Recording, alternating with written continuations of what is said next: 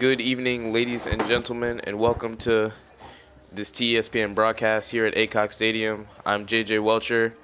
I'm joined by Briggs P&R on producing, who will be talking a little bit. Coach Hamlin will be here about at the end of the first quarter. He has been at the field hockey game where our girls field hockey team won the state championship versus Collegiate 5-2. Both these teams come into this game 8-1. I think Trinity, both 8-1. Both lost to St. Chris this year. Trinity losing to St. Chris 13-7, and Norfolk losing to St. Chris 17-10.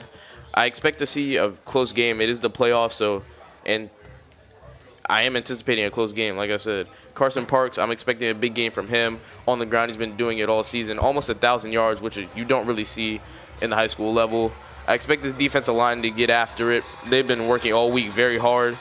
I expect the linebackers to do what they do, Trey Cherry, Mason Love, Miles. So, yeah, I expect a close game.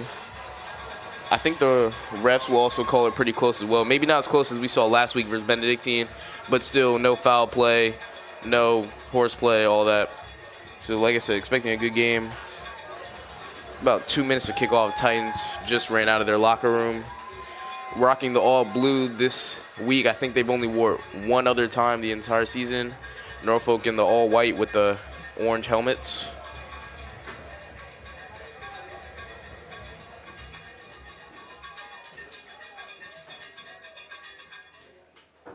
Football fans, good afternoon and welcome once again to Aycock Stadium at Trinity Episcopal School here on the banks of the James in Richmond, Virginia.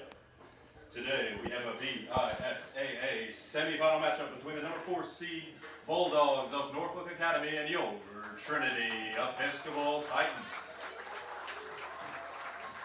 A few reminders: concessions are located up on the pavilion, bathrooms are inside the Estes Athletic Center, and please keep off the track behind the benches while the game is in progress.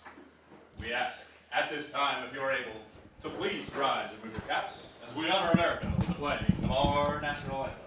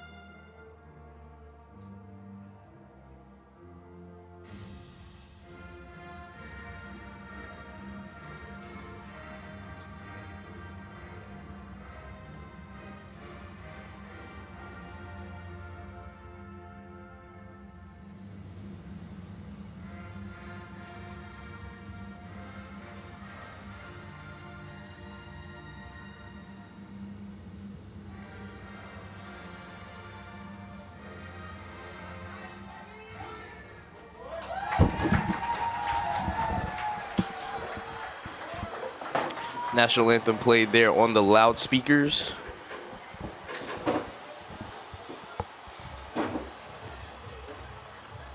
Seems like the Titans are the ones receiving the ball first.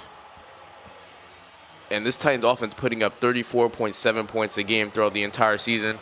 Start of the season, we saw 36, 48, 40, 42, 45, 41.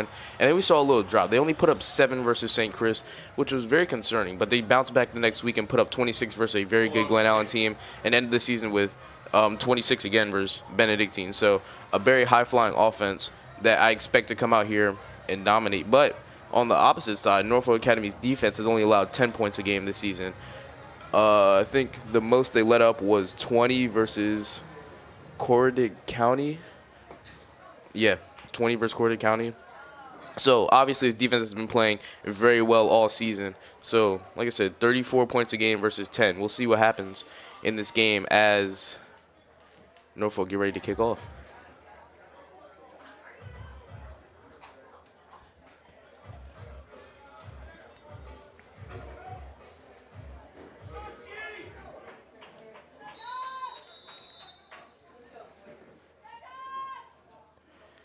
Short pooch kick. Picked up by Deuce Mason, who's going to take off up the middle. Gets ahead of steam. Has one man to beat. Beats him. And he's going to run all the way to the house. Touchdown, Titans. No flags on the field, and that is a great way to start for the Titans.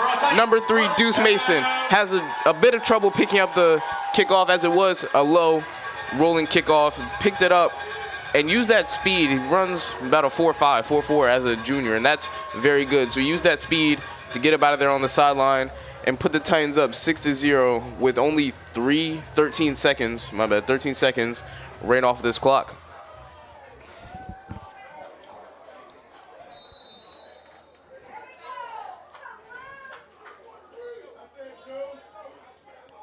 Extra point is good by Evan, and that puts the game at 7-0. That's a great way to start for the Titans. I have no one here to talk about it with. Oh, never mind. Briggs going to put on a headset. So, Briggs, how did you feel about that explosive start for the Titans? Really? I mean, it was really, really impressive. I mean, the Titans have had very, very great skill with kick returns recently. I mean, last week against Benedictine, they just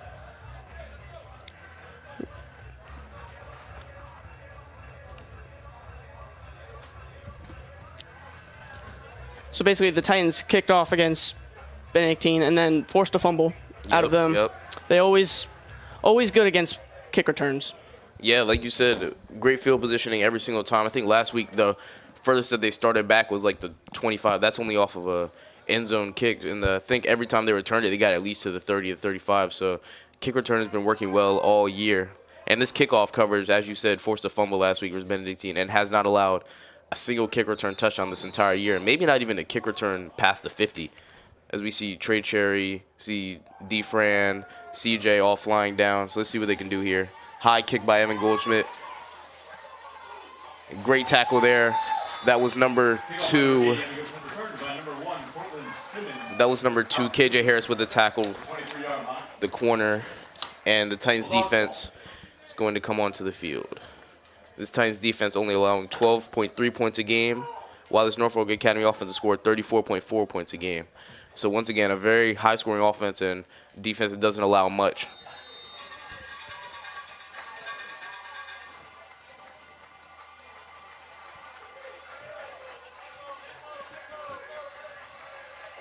See Norfolk Academy coming out in trips to the right. Trinity defense adjusting. And here's the first play from scrimmage for Norfolk. Receiver in motion, gets it on the jet sweep. He's going to take it to the outside. Has a stiff arm his own teammate, but picks up a gain of about 4 there. This is number 5, Reed Fox. On the carry. That'll bring up about 2nd and 4 to 5 for Norfolk Academy.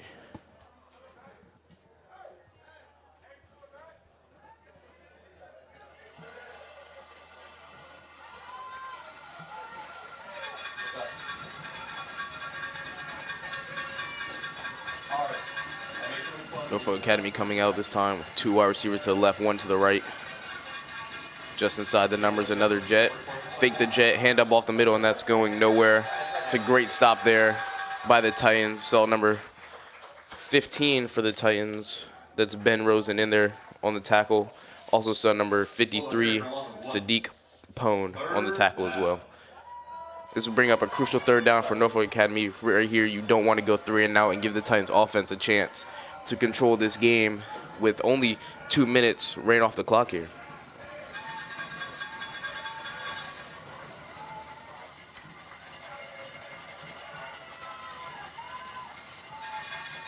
Norfolk Academy this time overloading to the right with 2 wide receivers and 2 tight ends.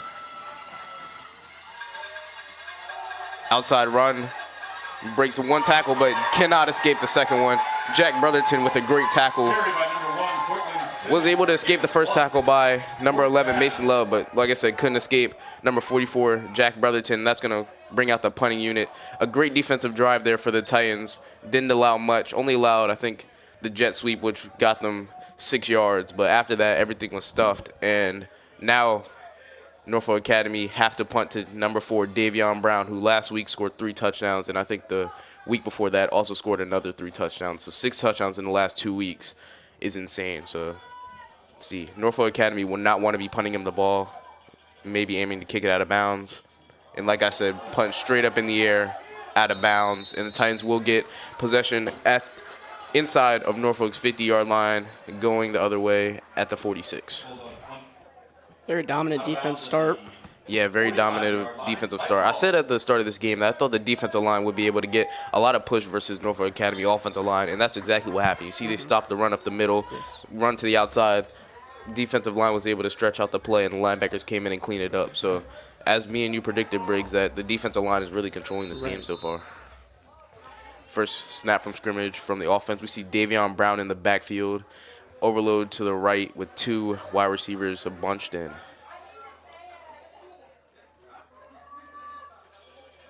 Huey Stone in motion. It'll be a run up the middle. DaVon Brown, he takes the handoff, pushes forward for about 3 yards. It was a great tackle there from Norfolk Academy by number 3. That was Thomas Newman, who was getting blocked and still made that tackle. So great play by him.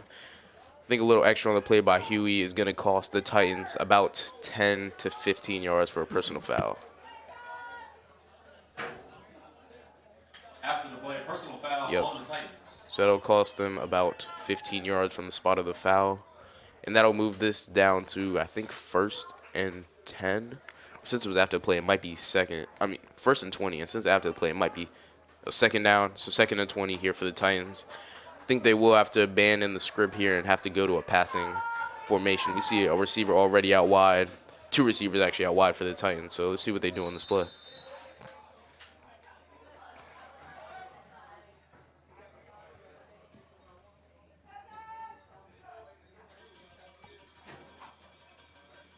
Contrary to my belief, it is a handoff up the middle. DaVon Brown. It's a great tackle there by number 22 for Norfolk Academy. Parks Andrews was able to fill the hole, and that is now 3rd and 17 for the Titans.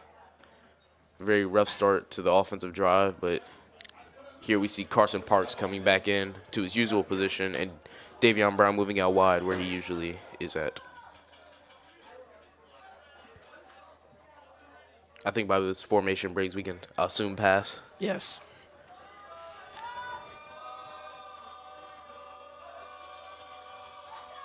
Deacon takes a snap, drops back, has a man, dumps it off down to DaVon Brown, shakes off 1 tackler, keeps driving forward, but that's a great secondary tackle by, I couldn't really see from this angle, but it's a great defensive drive there for Norfolk Academy. They were able to shut down DaVon Brown, which not a lot of teams have been able to do this year, and force the Titans into a punting situation. We see Huey Stone, who hasn't had many attempts to punt this year, but he will get one here on the first possession of Trinity. Almost blocked there, but got it away. High punt that is caught by number 5, Reed Fox. And Norfolk Academy will regain the ball at their own 24-yard line, sorry. So Norfolk Academy will be looking to push the ball a little bit more than they have last time. Their drive only lasted about a minute, which is not what you want to do. You don't want to give Trinity a lot of time to settle into their offense. So they're going to be looking to get a couple first downs here and maybe get across the 40 into the 30. Ideally, they want a touchdown, at least trying to get some points here.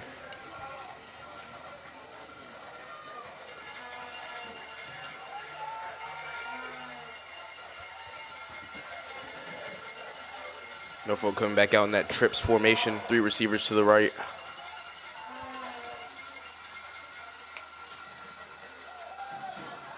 Pass is intercepted by Mason Love, who lurked it perfectly, and he is going to get tackled out of bounds at the 8-yard line. That was a great play there by Mason Love. He sat perfectly right in the zone. The initial read, which was the screen, seemed open, but Mason was also playing that as he wasn't picked up by a blocker. And just sitting right in that little flat zone right there, was able to intercept the pass. Great hands there by Mason Love. And take it back down to about the 8-yard line. Also, he got stripped at the end of that, but fortunately the ball did roll out of bounds. And the Titans do have a great chance here to punch it in. I'm expecting 4 run plays here, just Carson Parks, Carson Parks, Carson Parks, Carson Parks, if it even takes that long. Yeah, have been going apart Carson Parks a lot of these games. The last few games, both defenses on either team have been very, very good. Run up the middle to Carson Parks. Jukes one man, breaks another tackle, keeps fighting, and gets down to about the 3-yard line. A great piece of hard running there by Carson Parks to push the Titans even closer to making this game 13-0. Like I said, Carson Parks all year has been fed inside the goal line, and I don't think this year one time he's been stopped 4 downs consecutively. So this is a tough ask for Norfolk Academy. But we saw last drive they were able to stop the runs from going anywhere. Titans back in this heavy formation. Huey Stone in motion to the right into fullback position.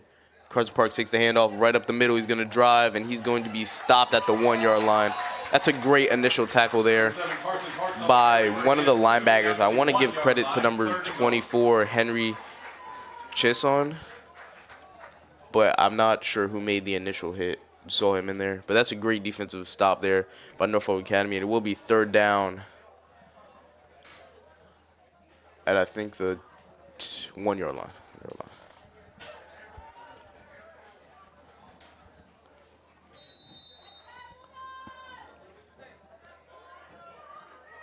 QB sneak up the middle, and he's going to be marked in for a touchdown.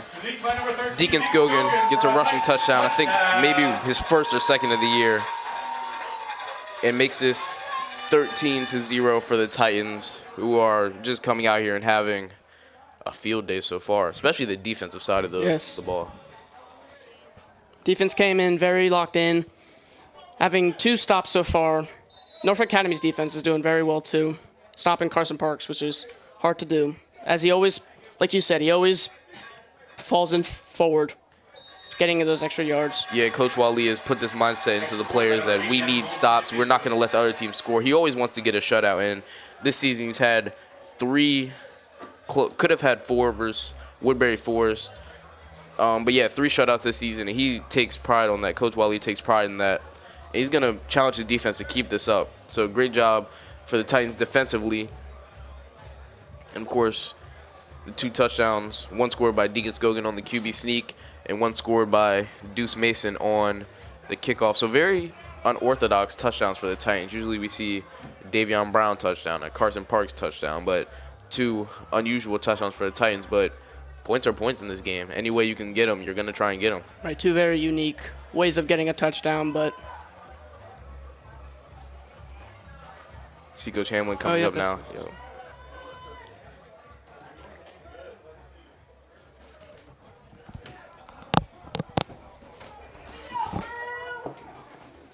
What's up, guys? Oh, we're doing great.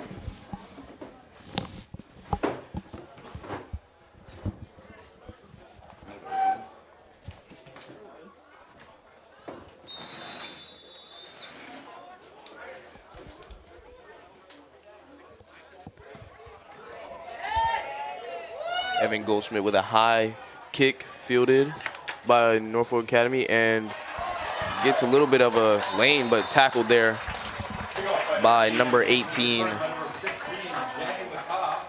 Yeah, Jay McCaw with a great return there for the Bulldogs. So JJ Briggs been driving over here from St. Catharines from the state championship field hockey game that the Titans just won, and been listening to you guys on the ride over.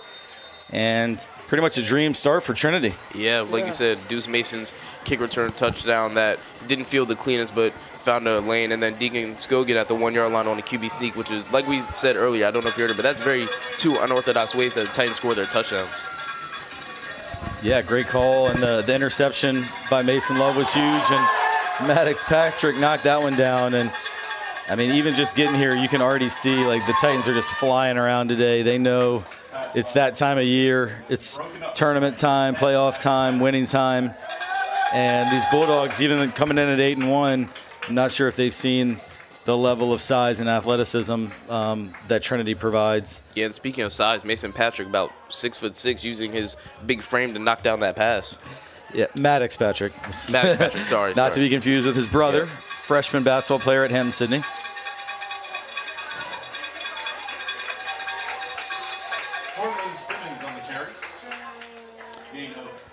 One thing, guys, that Tyree and I talked about several times when we broadcast field hockey games this fall was what we call the anatomy of an upset. Like, how does the underdog pull an upset against the stronger team? And obviously it's early. I mean, we saw these Titans blow a 20-0 lead last week and then get behind to only finally come back and win at the end. But if you're Norfolk Academy on your ride here from, on 64 West, you're thinking, okay, if we can just score first, if we can put together some sustained drives, if we can get a 3-and-out. Instead, the opening kickoff goes the distance, and it's like, if there's something called the anatomy of an upset, this is the exact opposite start that the Bulldogs would have wanted. Yeah, we were talking about it earlier. The Bulldogs are going to be looking to get a couple drives, maybe not score first, but get a couple first downs to put this Trinity defense on a little bit of their back heel, and for this Norfolk Academy defense to go out there and get a 3-and-out. And they actually did that. They stopped DaVon Brown, I think, 3 consecutive times and forced a punt, but weren't able to capitalize off that punt. Yeah, and aided, it sounded like, by a Hugh Stone unsportsmanlike conduct or personal foul, which is, unfortunate and put them behind the sticks. But, no, man, I was listening. You guys were holding it down, doing a great job. And, again, the Bulldogs go 3-and-out, and it's been a really rough start for them. It's a nice punt, though, but very returnable for DaVon Brown. He pauses and now accelerates, gets around the outside, and he will go all the way. No flags. 65-yard punt return by DaVon Brown.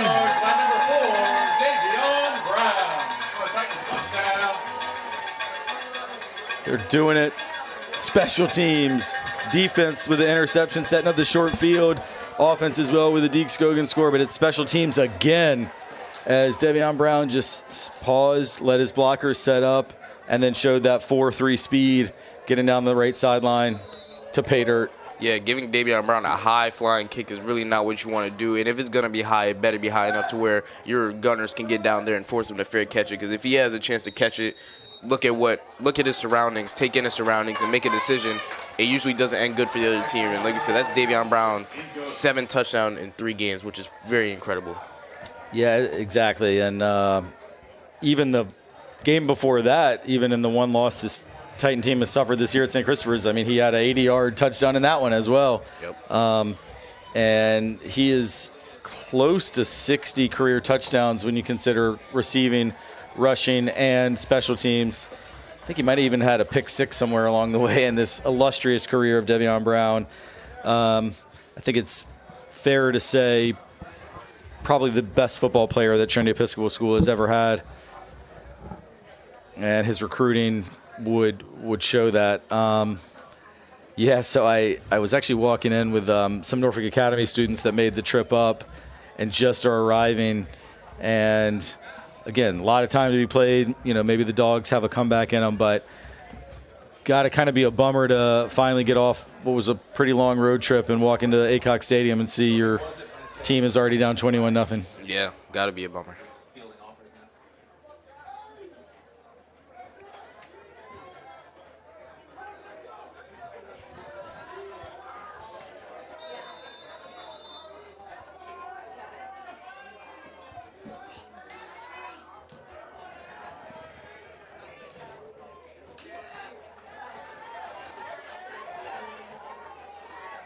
Flag's going to come in here. It's a pretty good return out across the 35 by Jay McCaw, but that flag looked to probably be in the area where you might see a block in the back or a hold against the Dogs. Yeah, every return he's been doing pretty good. We talked about it earlier that this kickoff unit has not allowed many kickoffs past even the 30-yard line, and very much so not past the 50-yard line. But this returner is fighting very hard to get every yard that he's trying to earn for his offense to get further down the field and have a better chance for them to score against this stiff Titans defense.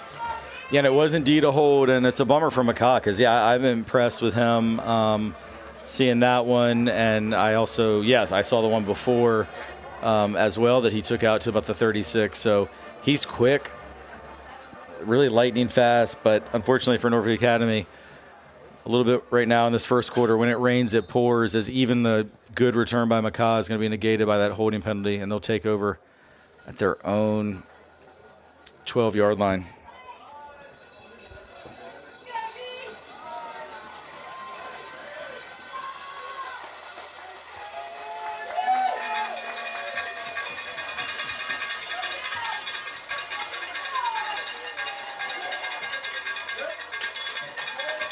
Strong run for about 3 yards there for the Bulldogs. Carried by number 1, Cortland Simmons. Cortland Simmons, the sophomore running back, fought hard. Wasn't a whole lot of room for him there, so credit to Simmons for making something out of that play. Yeah, the offensive line has been opening up some decent holes for the running backs to run through. It's just these linebackers have been plugging up these holes so well all game to where even when the running back seems like they have some daylight, either Mason Love is there, Trey Cherry's there, Ben Rosen's there to stop the run. Well, I was curious, how Trinity would come out. Just such an emotional win last week on Senior Day against your arch rival, Benedictine. Had a 20-0 lead. Cadets come back and take a 21-20 lead, and then the Titans win it at the very end. And it's the type of game, as it's another pretty good run by the Bulldogs that picked up 5 yards. It's going to be 3rd and 2. But, yeah, just that time, by the way, it was number 5, Reed Fox. But just to finish that thought, JJ and Briggs, it's the type of spot where you would be concerned, maybe be a little flat. There was so much emotion poured into last week. I was worried how the Titans would come out, but they looked completely locked in on all 3 phases. And I tell you what, that was a Trey Cherry locking in on a ball carrier, Reed Fox. It's going to be 4th and a long one. And, the Bulldogs, it looks like they are going to bring the punting unit in. Where that's spotted is actually probably closer to about a 4th and 2. And, yeah, I just think still in the first quarter, probably can't afford to go for it here.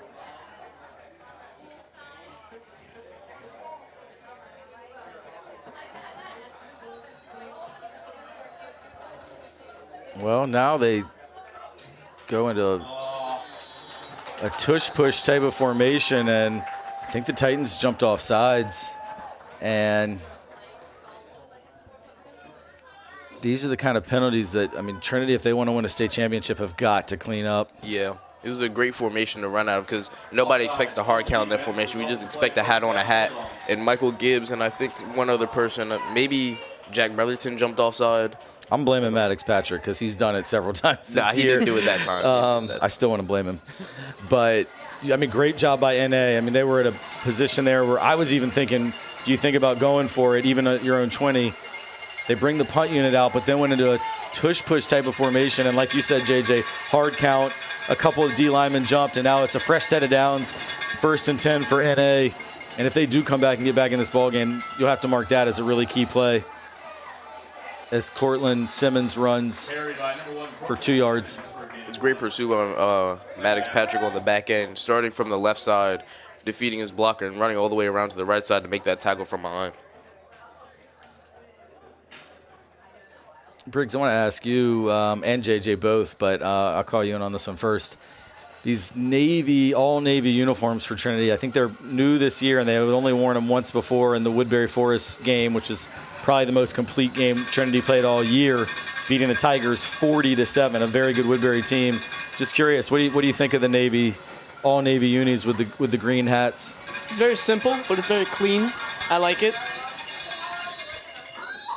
Yeah, it is simple and clean. What do you think, JJ? I think it's pretty good. I think if they had blue helmets to go with it, it'd be better because I see all the players wearing black armbands, turf tape, wristbands, and it looks very good. Contrast, even the undershirts contrast very well, but the green helmet kind of throws it off a little bit from a distance, but still, all in all, I give it like a 7 out of 10 uniform. Yeah, fair enough. Just curious. I know that the players and just, high school kids in general, how they look is very important to the teenage mind. And so I know I talked to the Love brothers yesterday. I said, what are y'all wearing this weekend? They said, we're going with all navies with the black accessories, and I think they were excited about that. And this is only the second time they've worn these uniforms, and they do look good. And so far, Trinity, when they are in the navies, have outscored their opponents 61-7.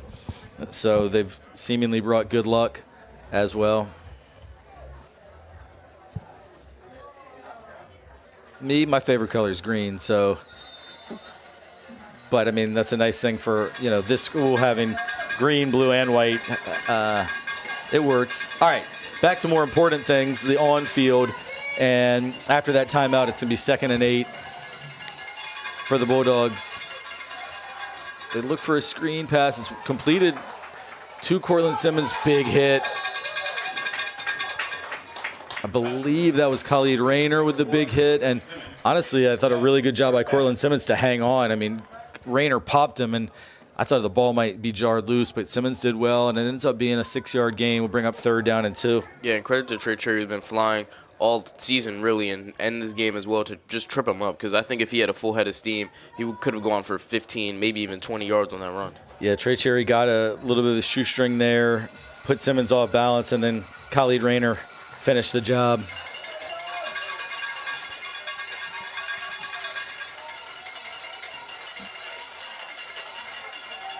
Good protection, and a pass is complete to Fox. It will be a 1st down for the Bulldogs. Fox knocked out of bounds, or he could have gone even further.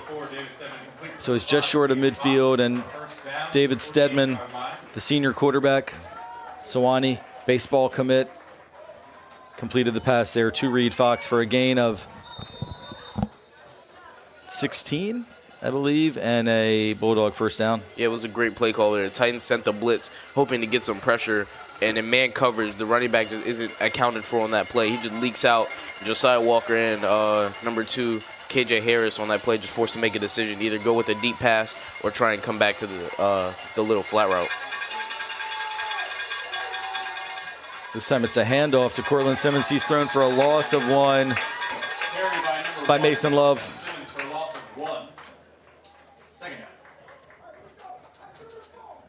And that will probably be the last play of the 1st quarter. It'll be a short walk for the officials to move this ball as it's at the 49-yard line of Norfolk Academy. So they'll just walk it 2 yards across the Trinity shield we see at midfield. And y'all have seen every snap. I was listening to y'all as I drove over, but obviously not looking at my phone, of course. So I didn't see it as much as just heard you all's call. But just as this 1st quarter wraps up with a 21-0 Trinity Episcopal lead, what are your overall impressions, JJ, and then Briggs? Yeah, this defense has been playing very well. Before the game, we said defensive line needs to get a lot of pressure if they're going to be able to control this game. They have been doing that. Mason Love has been playing very well specifically. He's always been in the right position at the right time on that play, sat in his little zone and made the tackle. And on the interception, was able to cover the flat route and the pass that he ultimately intercepted. So defense is doing a great job controlling this game. Yeah, the defense has really been setting up for very unique touchdowns. 2 on special teams, 1 for a tush push on the offense. But got to give credit to Maddox Patrick as well. He's always in there, always getting tackles. And yeah, when he's not jumping off exactly right. Yeah. Also, JJ tried to give credit to Mason Patrick a minute ago, but yeah, we got that straight. Maddox would not like that.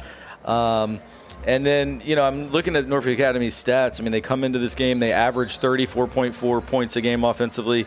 They give up only 10.4.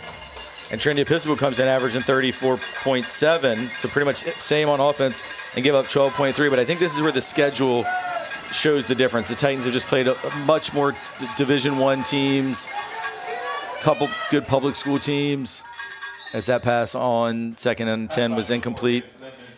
And other than St. Christopher's and Collegiate, I don't think that NA has really played those VISAA Division I teams that have really been pretty much everybody on Trinity's schedule, except North Cross, who's D2, but I think is number 1 who are number 2 in D2. So they're really a D1 level of talent. And I just think the Bulldogs probably have been a little bit shocked by the size and physicality and speed of the Titans early on here. All right, big 3rd and 10 from the 49. And Stedman is back to pass. He rolls right and runs it across midfield for a gain of 3. Run by number 4, Dave Stedman. Out of bounds. It'll be 4th and 7. 47-yard line, 4th down.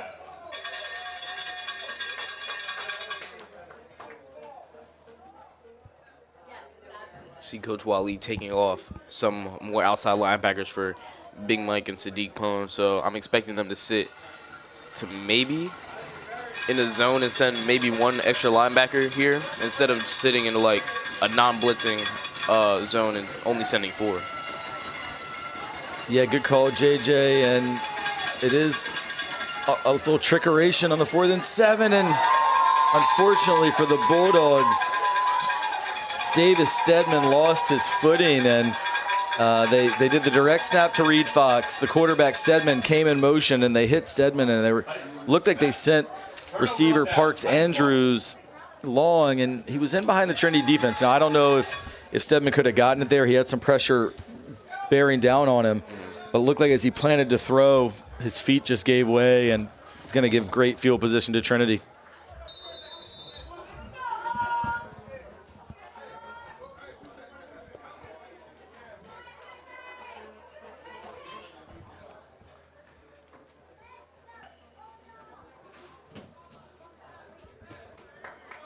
So the Titans' first offensive snap of the second quarter will be a play-action pass looking deep for Deuce Mason, and Deke Scogan just overthrew Deuce. There was a pretty ball played by Deke and traveled about 45 yards in the air, but Deuce just couldn't quite get under it. Yeah, also took a hit on that play. Didn't really see who did. I think it was number 62, Evan O'Boyle, on the hit.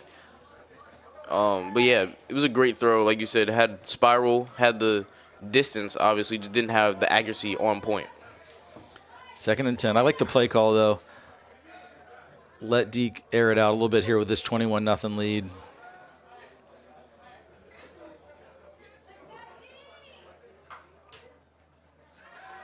This time it's a wide receiver screen out to DaVon Brown. And he is just so hard to bring down. But good job by Henry Chesson to push him out of bounds. But it was a gain of 7 for Brown. It'll make it 3rd and 3.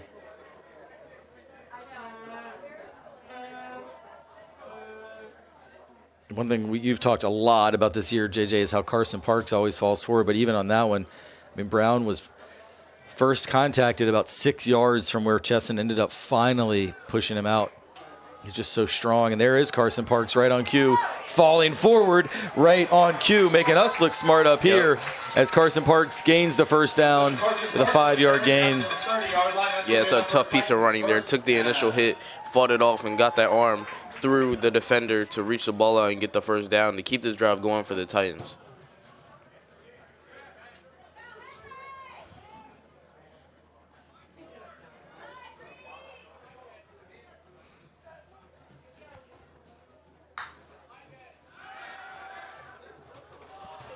Pass is caught. Sam DeFrancesca. 12-yard game to DeFran, the University of Richmond commit, and another first down. Yeah, Titans working their tight ends into the mix here. We saw 2 in routes by Huey Stone and by Sam DeFrancesca. Was able to pick out Sam, who was further ahead and more open. And Sam makes a great play on the ball, jumps up, catches it, and holds on to it even while being picked up in midair.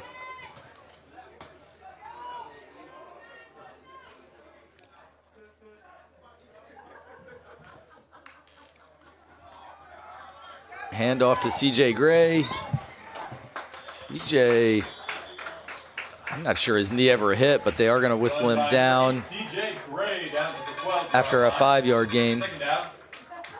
Yeah, it's a tough switch for all defenses in Norfolk Academy's defense in this game to have to go from stopping Carson Parks, who's downhill, to trying to stop C.J. Gray, who's more side to side. I'm going to break your ankles, really, and then get up the field for yardage. 2nd and 5. from the 12. Another play fake. The en route to Deuce Mason. Pass is broken up, almost picked off. Good coverage there. I think it was it number 3, Thomas Newton? So it was number 3 against number 3 there, and Deuce Mason had the end breaking route. But Newman did well to get a hand in there. Yeah, great job anticipating the Deuce Mason's break to the inside and getting a hand in there. We see he's pretty tall and has long arms, so gave him a little advantage to reach over Deuce's shoulder and knock that ball out, and almost intercepted by a linebacker. I couldn't tell you there. Yeah, I thought it was great coverage by Newman. I think a lot of times at this high school level, officials are too quick to throw flags when there may be just that little bit of contact, but I thought he played it perfectly. And DaVon Brown will take the handoff. He's, I think, going to be just a little bit short of the first down, so it'll be 4th and 1. It's inside the 10, and I certainly would expect Trinity to go for it here. This drive is run about 2.5 minutes off of the clock. DaVon Brown actually is going to get a rare breath here and come out on this 4th down play. Carson Parks in the backfield. Walker and Mason wide to the left. It goes to Parks. He has the first down and more. Touchdown, Titans. Flag on the play. Do you think we're going to get, I don't know what Carson said at the end, but it looked like he celebrated and got a flag thrown probably for maybe taunting, although it didn't look like it was in the direction of a Academy player. But it is unsportsmanlike. After the play, unsportsmanlike on the offense. Touchdown is good.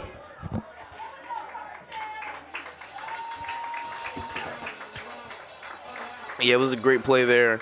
Obviously, in that situation, get the ball to Carson Parks. He's one of your best players, and he's been all season. I don't think any time he's been stopped behind the line of scrimmage, besides in that Benedictine game where Benedictine were getting after it. But other than that, he's been getting yardage almost every time he's got the ball. And on that play, we saw the Norfolk Academy defensive line trying to cut block to stop maybe a run up the middle, but Carson Parks reads that and bounces it to the outside for the touchdown and makes his game 27-0, potentially 28 from the kick by Evan.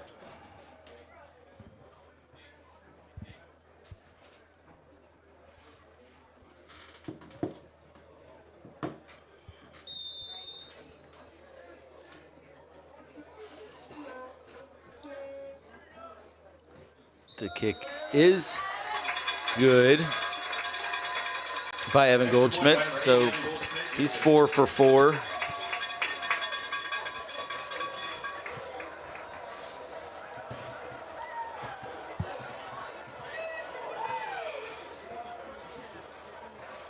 And while the kickoff team is getting ready, I'm sure you guys mentioned it. I did miss the very beginning of this broadcast as I was working my way out of the parking lot at St. Catharines from that state championship game. But Trinity Episcopal field hockey, 5-2 winners over Collegiate in the state championship game. Collegiate and Trinity both were ranked top 10 in the nation. And the Titans field hockey team completes the season with 20 wins, 1 loss, 1 tie, and a VISAA Division I state championship, the 4th in the career of Coach Margie Sneed, but the 1st in the careers of all the current Titan players. And it was an incredible atmosphere over at St. Catharines. Huge turnout, really from both schools, but from a Trinity standpoint, tons of students, teachers, alums, parents, and I don't just mean field hockey parents. I mean parents of just of friends, and it was awesome to see out there. And then to come over here on this just gorgeous November day, it's just, as a high school sports fan, you love to see it. And oh yeah, it looks like I think those are the buses. You might be able to see it in the background of your screen, I'm not sure, but I think the Trinity field hockey buses are just pulling back in, and a roar went up in the crowd.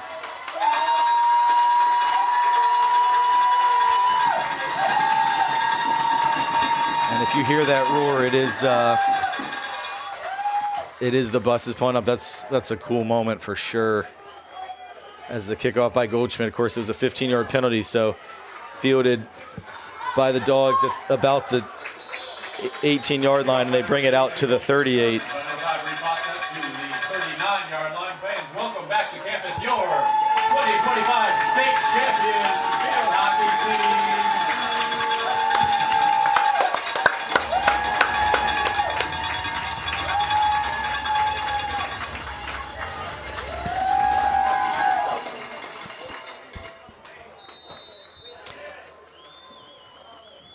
Well, that was a really neat moment. You could probably hear public address announcer Carter Tyree welcoming field hockey back as they get a standing ovation here at Aycock Stadium where they play their home games. And NA down 28-0. The Dogs run for a 3-yard loss. And right now it's just a perfect day to be a Titan.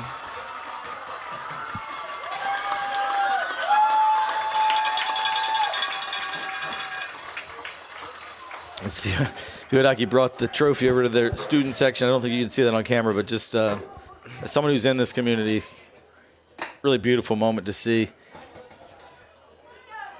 Yeah, definitely. You get off the bus after winning a state championship, and you come back. You see your football team is up 28-0 in their semifinal game, and have a very, very, very good shot at going to the championship and playing here at the stadium, where it should be a huge turnout, depending on who they play. Either way. And the other semifinal, of course, two other Richmond schools, St. Christopher's and Benedictine, playing right now, and try and grab a score on that one. Benedictine with a 17-0 lead in that one. So could very well, as we sort of anticipated when we left this press box a week ago, thought there was a good chance we'd see the Cadets and Titans meet again, and it is looking that way right now. It would be the 5th year in a row they would meet in the state playoffs, as that snap is dropped here on 3rd and long, and it is broken up. Mason Love got a hand to it, and then Khalid Rayner with a big hit on intended receiver Gunnar Zimmerman. And of course, JJ, once Mason Love gets that fingertip to it, then interference is off the table, and Rayner made sure that Zimmerman could not come close to catching that ball. Yeah, like I said earlier, Mason's been in the right position all game on his interception, on his run stops, and he just gets a hand in there, and Khalid Rayner able to blow up the play as well. But like you said, not a flag once Mason gets his hand on the ball, and credit to the refs for pointing that out and not throwing the flag and potentially giving Norfolk Academy another chance to continue their drive and get a touchdown on the board. All right, so Trinity's already has 2 special teams touchdowns today in their return game. This time they're potentially he tries to angle it out of bounds and does, so probably a smart adjustment there by the punter, Thomas Newman. A good punt of about 35 yards with no return.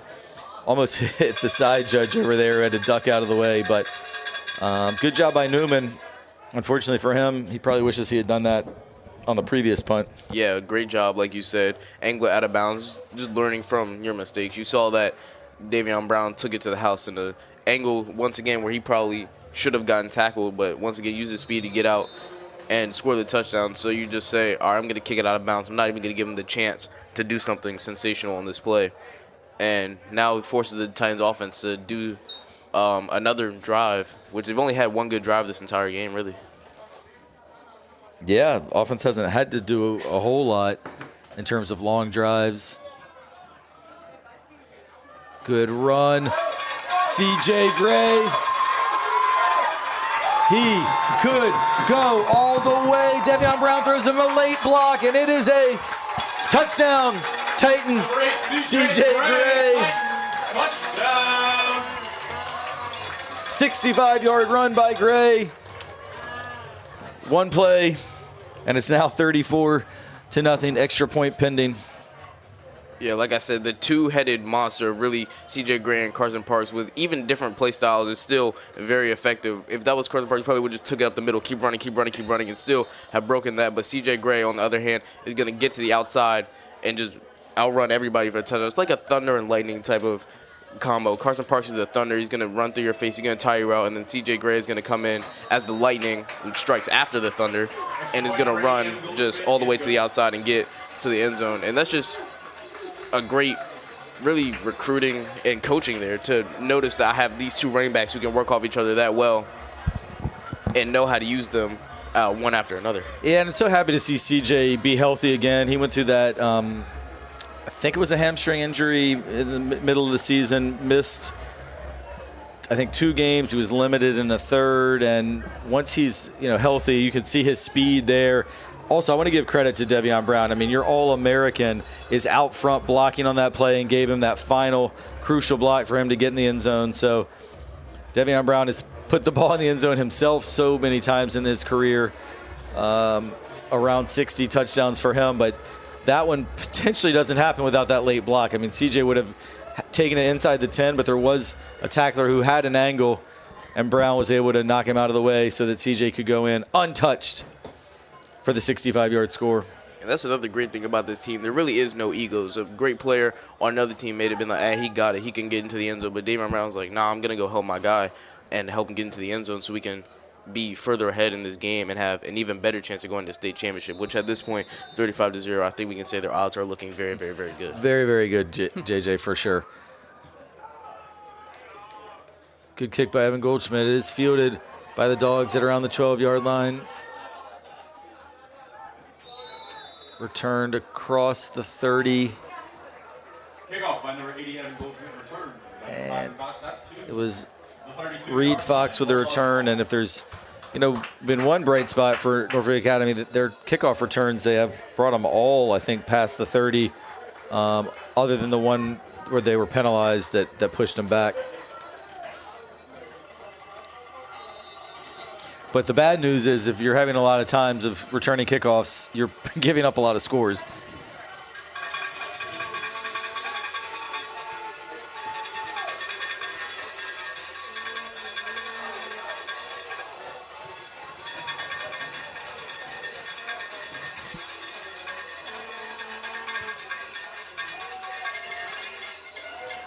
Pass is caught by Fox. He is tackled by Josiah Walker.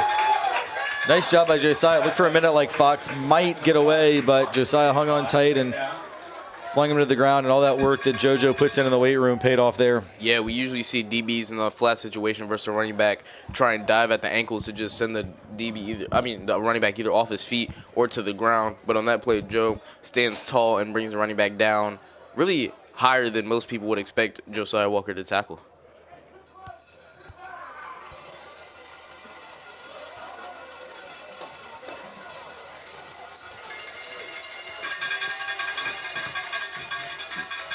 Second and 5.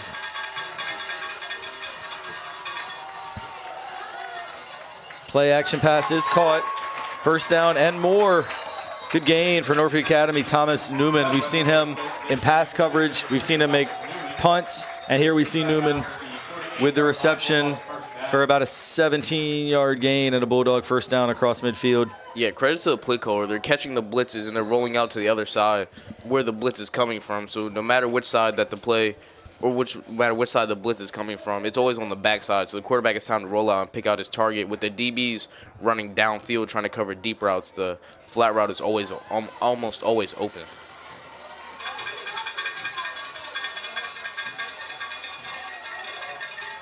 That was not open, but a late flag comes in, and feel like it maybe was a face mask.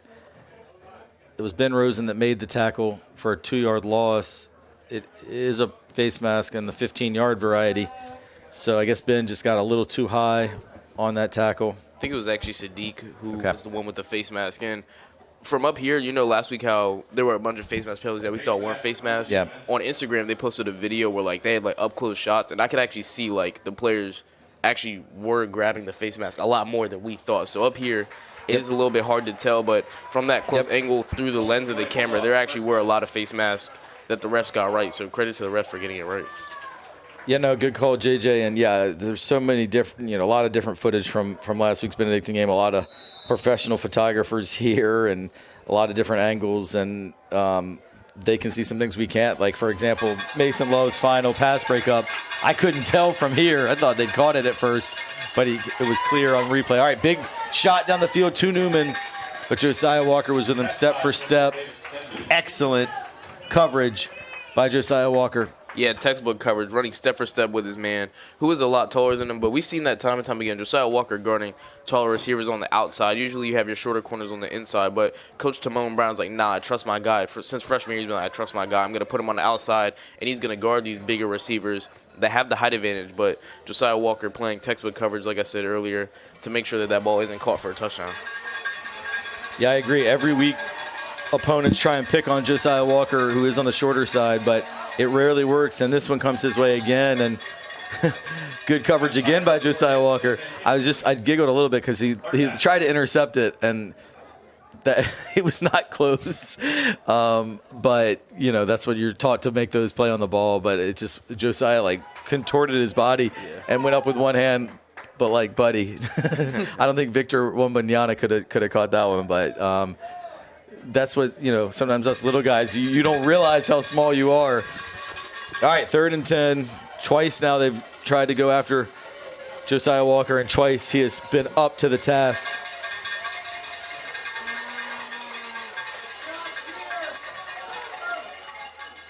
This time the pass is complete to number 6, Kieran Folk.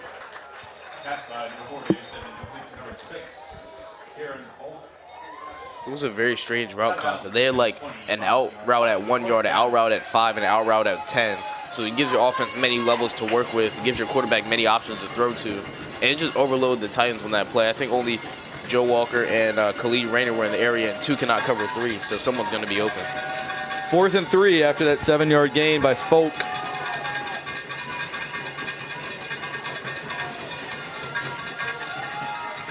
Now they go in that tush-push formation that worked last time to get the Titans to jump offside, but this time they keep their discipline just about. Sadiq Pone did flinch a little, and Mason Love is showing that senior leadership, but he did not jump offside, but he did come out of his stance and almost bit again. Ultimately, the Bulldogs call timeout as the play clock was down to about 2. Over at the Abbey, Benedictine lead now 17-7 against St. Christopher's, as that one's in the second quarter. And again, the winner of this game will play the winner of that one. And if Trinity hangs on to this 35-0 lead, that game will be right here at Aycock Stadium next week. And we will, of course, if Trinity is in it, we will have it for you. But still nearly 2.5 quarters left to play in this one. And the Bulldogs here on 4th down will go for it. So 4th and 3 from the 25.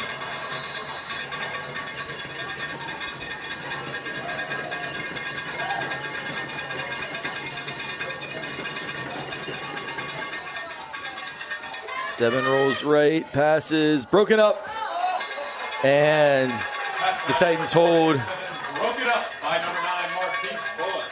Titans ball. Marquise Bullock broke it up. He was frustrated he didn't get the interception, but I feel like this happens almost every week where it was actually better to not intercept it, because on a 4th down play, the Titans will get it at the 25. I think if he'd caught it, maybe he could have run further, but if he got tackled, they would have had it inside the 20. So, of course, DBs want to get those INTs, obviously. But he should still, at the end of the day, he made the good play to break it up and turn the ball back over to the boys in blue. Yeah, it was really good coverage all over the place. So Mason Love guarding the wheel route, which I think was the initial read, but Mason covered it so well they had to go to secondary that was double covered by Bullock and I think Khalid Rayner. So in that situation, it's very hard to catch on those two with one person. Hand off to Carson Parks. He breaks through a small hole, falls forward for a gain of 10. And on 1st and 10, he picks up the 10, and it will be another first down.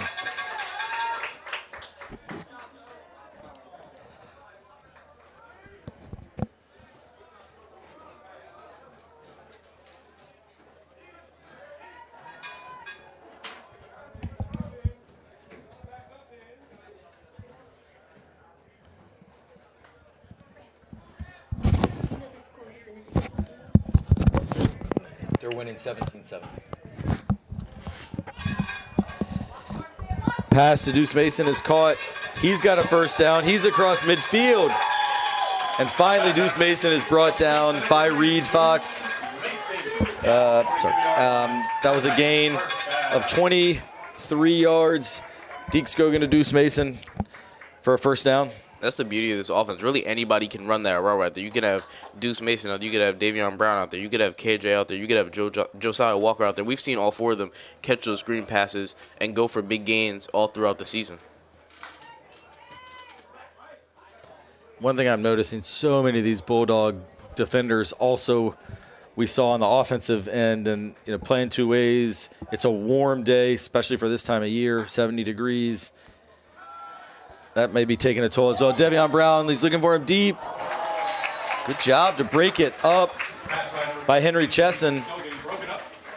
And I feel like even as I heard my own voice through my headset, that I detected a hint of surprise in my voice, just because DaVon Brown one-on-one is so hard to cover. It was a pretty good throw, and good job. Credit to Chesson, who recovered on it and broke it up. Yeah, great coverage, like you said. Got his hands up, and ultimately his helmet was the one that knocked the ball loose. But any way you can knock the ball loose is a win for the defense. So credit to him, like you said.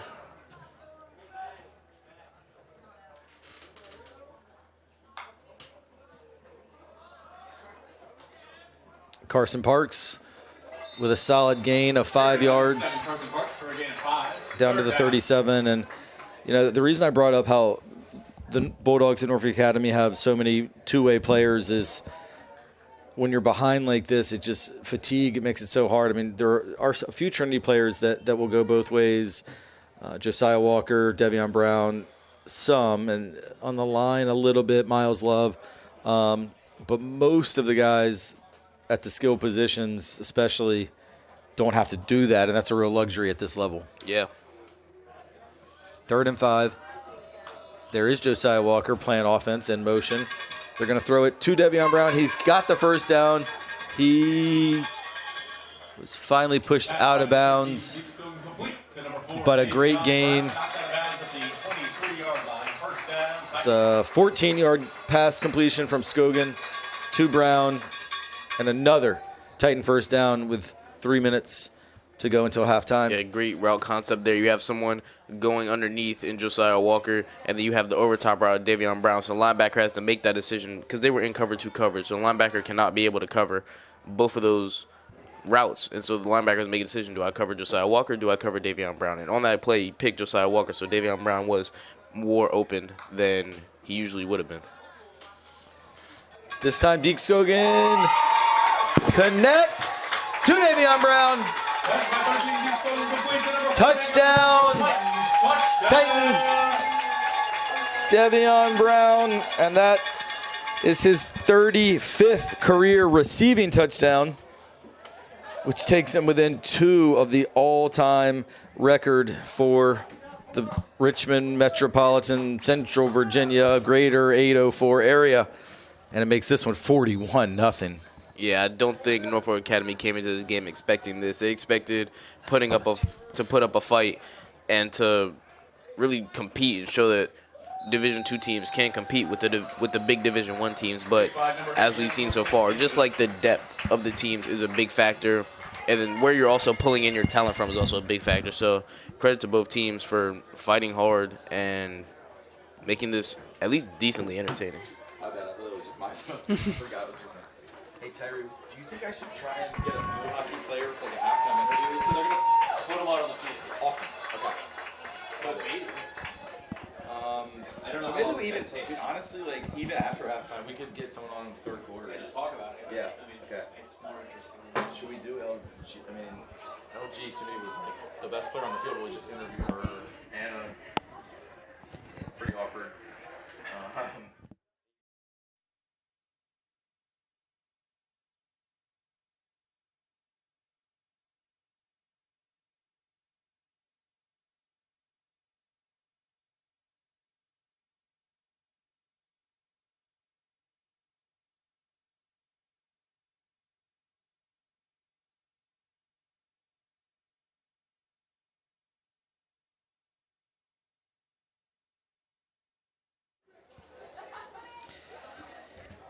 All right, coming back from a quick break.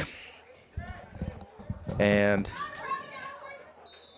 stay tuned at halftime as they're going to bring, I believe, the field hockey team onto the field to get honored. So if you're a Titan fan, you're going to want to keep your stream going and watch that.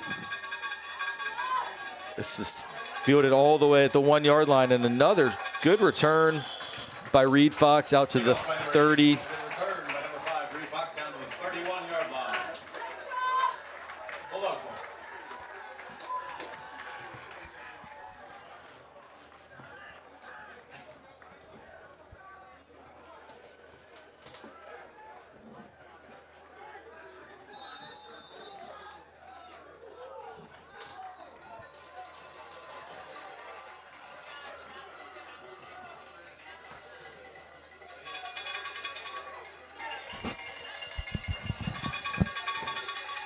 All right, Bulldogs taking their time. Play clock down to 5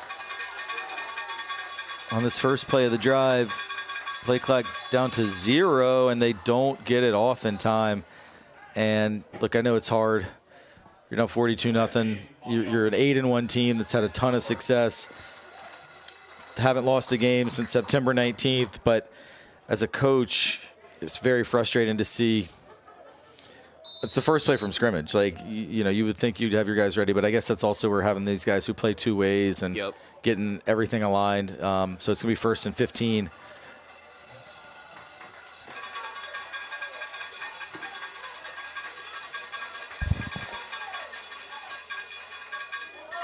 Pass incomplete.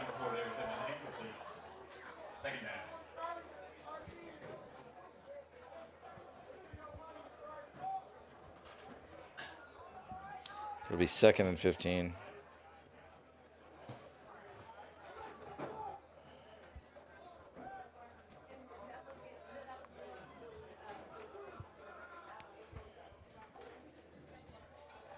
.240 to go in this first half of play. Handoff, solid run, good run, 11-yard gain by Cortland Simmons. Yeah, very good run. Ran right behind his blockers who set up the perfect hole for him to run through and just was able to keep his momentum going upfield. I think he was hit maybe 5 yards back to where the yards that he gained, if that makes any sense. Yeah, I think 5 yards after first contact. Yep. And, yeah, I thought he was going to be brought down at the 30, but he was able to fight his way to the 37. I believe it was Maddox Patrick.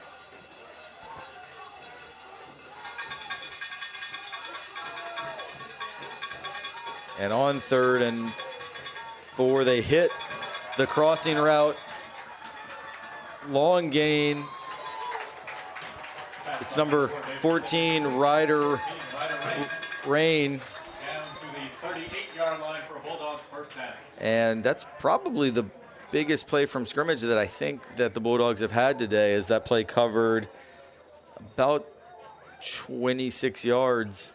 Yeah, really all game, these crossing routes have been a thorn in the Titans' side. It's just something that they haven't been able to stop. They've been able to stop the run. They've been able to stop the deep passes. But these short crossing routes are something that the Titans have not been able to stop. And I think the outside linebackers are going to have to start playing more in the flats instead of dropping back into hook to curl distance.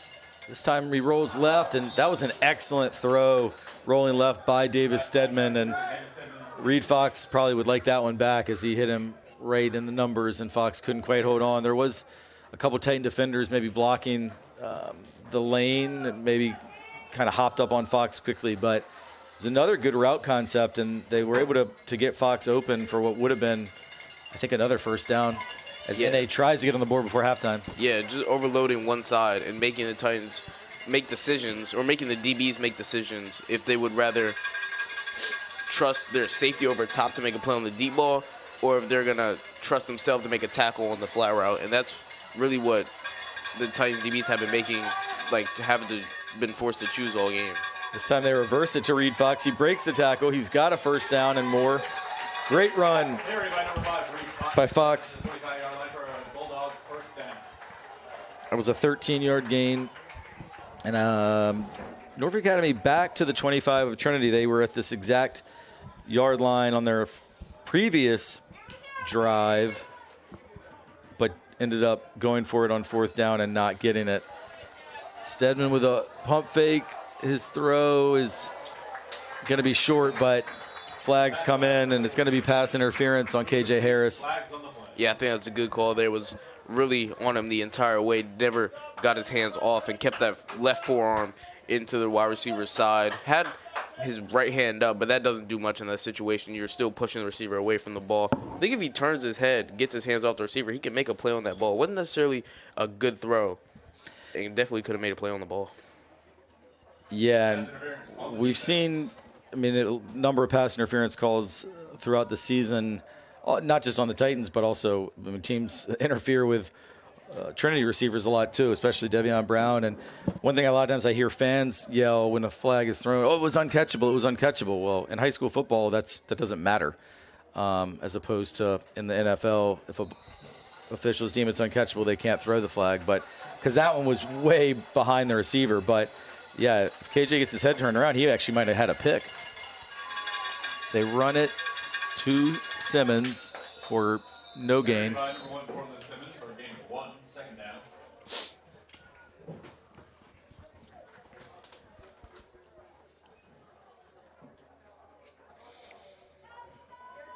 We've seen time and time again, like, no matter the scoreline, Coach Wally wants to get a shutout. So Yes. it doesn't matter. He could be up 100-0. If the other team gets that 7 points, he's going to be mad. He could be a 7-0 game, and if they score, he's still going to be mad.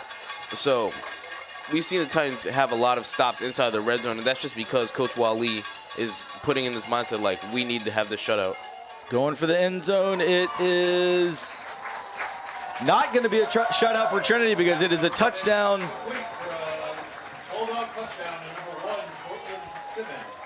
That pass goes perfectly to Cortland Simmons coming out of the backfield on that wheel route. And great pass there by Davis Stedman. And with 39 seconds to go till halftime, Norfolk Academy does get on the scoreboard, cutting it to 42-6, and they're setting up the swinging gate here for possible 2-point conversion.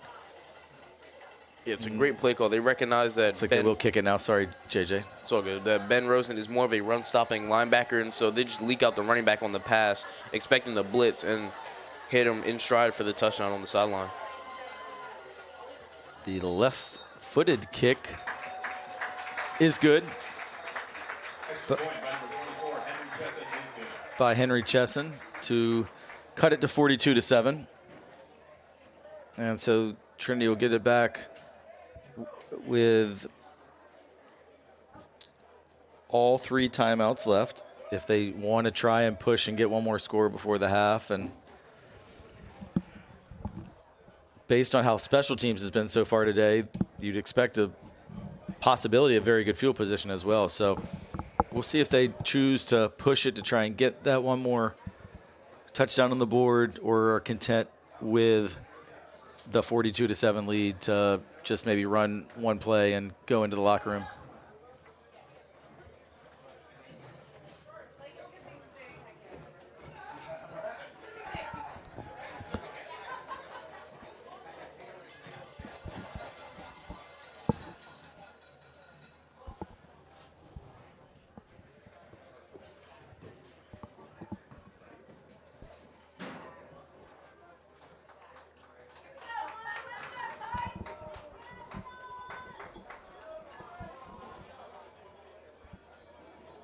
I watched the Norfolk Academy St. Christopher's game earlier this year, the only loss the Bulldogs have suffered. And they recovered an onside kick in that game. I noticed the kicker, Chesson, looking over to his coaches. Doubt they would try an onside kick, but just something to alert you to. Well, it is kind of a pseudo onside squib kick. Deuce Mason returns it to the 41. So with 33 seconds and all 3 timeouts, JJ, what do you think? You think they'll try and push it to get one more score, or just be content with leading by 35 already? I think they'll just be content with leading by 35. Coach Mickens plays with honor. He plays with can't really find the word, but plays sportsmanship. With, sportsmanship. Class. And he's not going to try and rob the score. He doesn't want to beat anybody 80-7 because it does nothing for him. He just wants to get the win and move on to the next week. So I think they will be content with just running maybe one run play to CJ Gray. If he scores, he scores. But that's not the ultimate goal. They're not going to take a deep shot down the field trying to get a 42-point lead back. They do put Mason in motion. And they do run it to CJ Gray. It's a good gain. He crosses midfield, picked up 10, and a first down. CJ Gray on the carry for a gain of 11, first down. And I hear you, JJ, and I agree with you. And obviously they did keep it on the ground. I do sometimes think coaches take the mindset, the first half, everything's fair game. And then the second half, that's when you, of course, don't want to run up the score. And these schools have a lot of respect for each other, play each other in most sports. They are going to throw, and they do overthrow Deuce Mason. It's picked off, and actually a chance for a return by Fox. He breaks one tackle. The buzzer went off, so this will be the final play And Arinde, the big man, pushes him out along with DaVon Brown. So good job by the Bulldogs to hold on at the end of the half. But overall, pretty much a dream first half if you're a Trinity fan. As your halftime score, Trinity Episcopal 42, Norfolk Academy 7. A reminder, stick around because we're going to see the state champion field hockey team, I believe, come onto the field here at halftime and get honored. And you're going to want to definitely see those girls have their moment in the sun on this very ACOC Stadium turf that they play their home games on. And we will take a quick break and watch that as well, but we'll leave it running. So stick around for that halftime show and stick around for second half action. 42-7 Titans. Don't go away.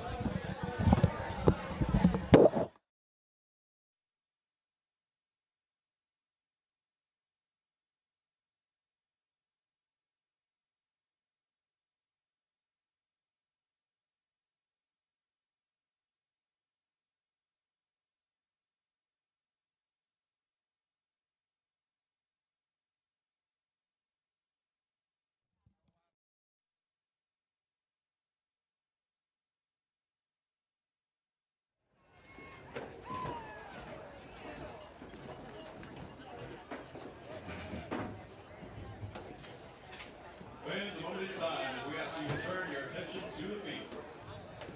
Earlier today, over at St. Catharines, Trinity Episcopal Field Hockey took on Collegiate Field Hockey in the state championship game. In a game where the Cougars actually took the lead twice. It was our Titans who came out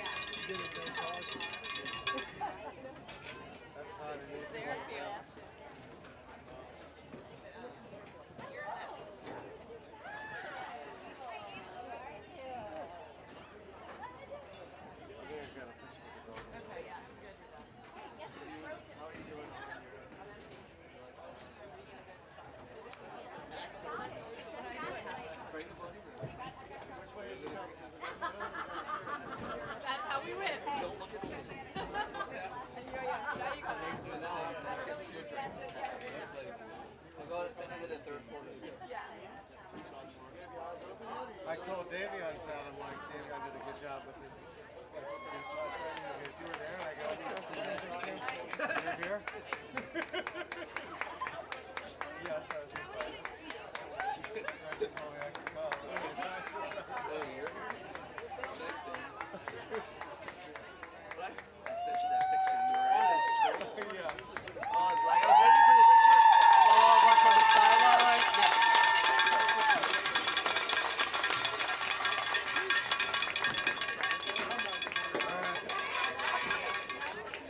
Once again, ladies.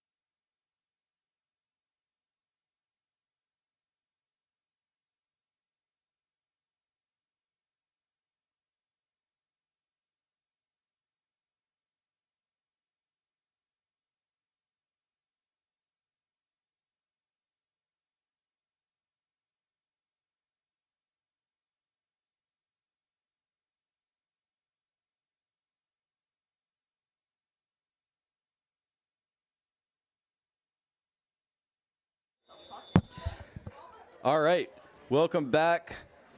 Second half about to kick off. Evan Goldschmidt's kick is going to be fielded at the 5-yard line by Cortland Simmons. Another good return. Simmons still going. Trey Cherry is down. That's not good to see.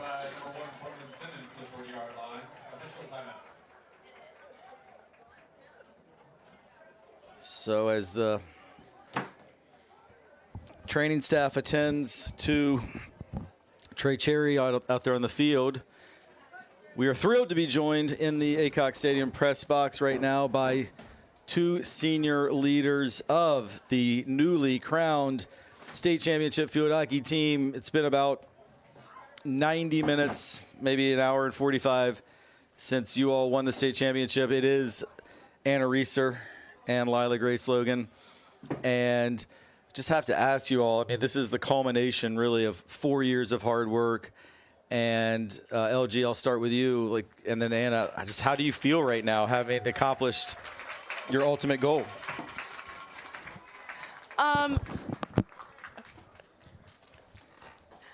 For me, this is just crazy. Last year we were in the same position and we couldn't follow through with it. I obviously got hurt and we just felt like our season didn't end last year, and then coming back this year and doing this and winning the game 5-2, a big shutout. It was just kind of proving to everybody and ourselves we deserve we deserve to be state champions, and all of our hard work and everything is just been shown off. And that first down pass was broken up by Mason Love. And Anna, how about you? How are you feeling right now?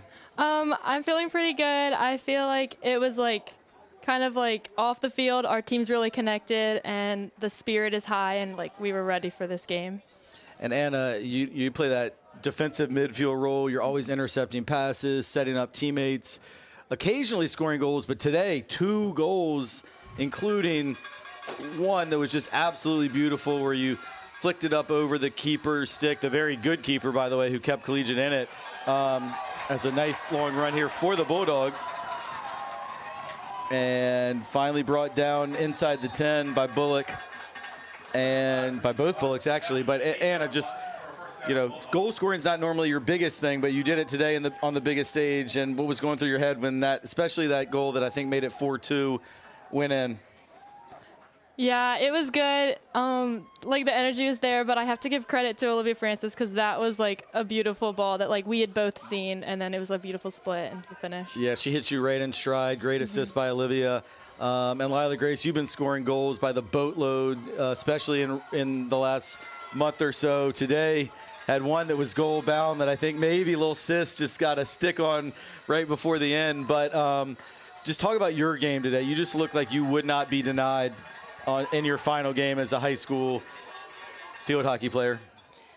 I mean, yeah, before the game, we all came together as a team. We're going to do anything we can, anything in our power to win this game. And, if you have to get on the ground, get on the ground. In my goal, I did get on the ground.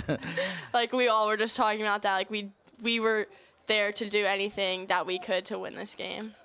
And one of your other fellow seniors, Olivia Fastige, who's not typically a major goal scorer, but she got the final exclamation point on the beautiful corner play. I think it went Fastige to LG to Mackey, back to Fastige for the tap in, and at 5-2. I mean, I know Coach Sneed was probably still not ready to celebrate, but it looked like it was pretty much a done deal with a 3-goal lead and 6 minutes to go. And how good did you feel for Liv to get on the scoreboard in her final game as a Titan as well? I mean, yeah, I love when people like her, Ainsley McNair score, because it is their last game. Me and Anna get the opportunity to play in college, and this is the last game that they'll ever play. So for her to get the final point for us meant so much to me, and since we're so close as a team, it meant so much to all of us. And and somebody said, I actually don't remember who, but that Ainsley McNair, senior, incredible season for her on the defense, but probably the game of her life today. And someone said, if she doesn't end up playing in college, that she went out with her very best game of her career and her final game of her career. And that's a great point. Shout out to Ainsley for sure. I just told her dad, Ainsley got the state championship that you could never get. And he was happy. As a parent, you'd rather your kid win it. One last thing. So both of you guys have your younger sisters on the team. Mackie for you, Lila Grace, and Julia for you, Anna. What's it like just winning and achieving the ultimate goal with your field hockey family, but also like your literal family members? What's that like? I feel like it's like a little bit different for me and Mackie versus Anna and Julia, obviously because Julia is a keeper and Mackie's on the field with me. So just like winning with her and being able to like connect passes and score goals, like I had the goal and she maybe might have touched it, and then in the LIS game when she had the goal, like we're the first people to come up to each other and congratulate each other. Like it's like the craziest thing ever. Like I just know where she is at all times. It's just amazing. Yeah, it's usually the back post. She has a knack of getting where she needs to be. How about you, Anna? Playing with Julia. You're also little sister Sophia. I always see her out at the games as well, supporting, and you all are a field hockey family through and through. So what's that like? Well, with her being a goalie, like, she's not, like, it's only there's one position as a goalie, but, like, she's kind of, like, the biggest supporter for me. Like, since the first time I played with her was when she was in 4th grade, so it's, like, a lot of support, and I just, like, want to be her supporter, too. Well, a dream season for you guys, capping it off with a state championship, and both you all have a ton of great field hockey in front of you. Signing day next week. It'll be off to Penn State for Lila Grace, off to Old Dominion for Anna, off to get a lot of tissues for Coach Sneed, I'm sure. But there's just no better way to finish and put that final chapter of your career. We're so proud of you guys. For my money, there aren't any better players in this area than you two. We're thrilled to have gotten to watch you play these few years. And with that, we will say thank you, congratulations. Much love from Titan Nation. Thanks for joining us. Go celebrate. Of course. Thank you. And that interview ends with a Titan interception by KJ Harris.